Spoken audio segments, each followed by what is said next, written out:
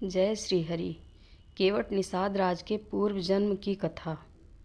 एक बार क्षीर सागर में भगवान विष्णु शेष शैया पर विश्राम कर रहे थे और लक्ष्मी जी उनके पैर दबा रही थी।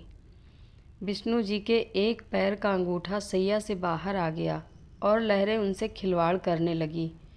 क्षीर सागर के एक कछुए ने इस दृश्य को देखा और मन में यह विचार करा कि मैं यदि भगवान विष्णु के अंगूठे को अपनी जिह्वा से स्पर्श कर लूं तो मेरा मोक्ष हो जाएगा।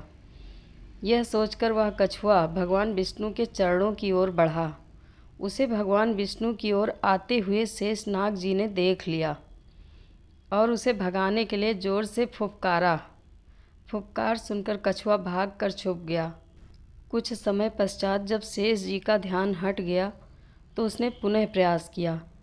इस बार माता लक्ष्मी देवी की दृष्टि उस पर पड़ गई और उन्होंने उसे भगा दिया।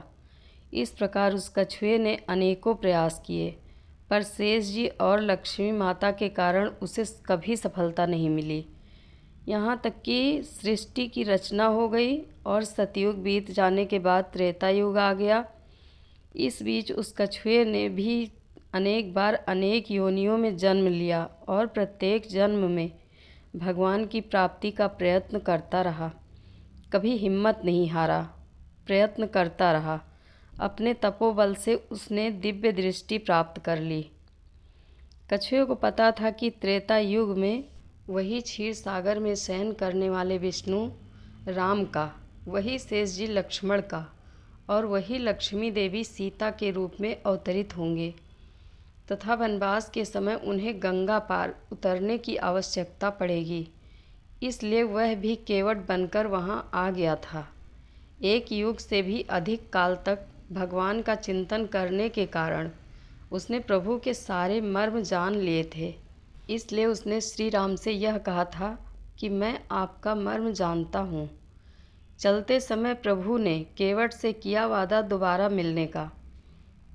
अयोध्या लौटने पर श्री राम पुनः मिले केवट जी से। प्रभु श्री राम ने वचन दिया था कि जब मैं अयोध्या लौटूंगा तो तुम्हारे यहाँ ज़रूर आऊँगा, तुम मेरे मित्र हो। यह सुनकर केवट जी की आंखों में आंसू आ गए थे।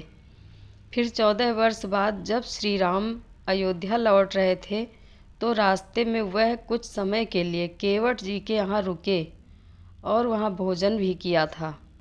महाराजा जनक जी के बाद केवट ऐसे दूसरे व्यक्ति थे जिन्हें प्रभु श्री राम के चरण कमल को पकड़ने का सौभाग्य मिला था। हमारे सनातन धर्म में केवट का दर्शन बहुत ही पुण्य माना गया है। जय श्री राम। कथा अच्छी लगे तो चैनल को लाइक, शेयर एंड सब्सक्राइब करें। धन्यवाद।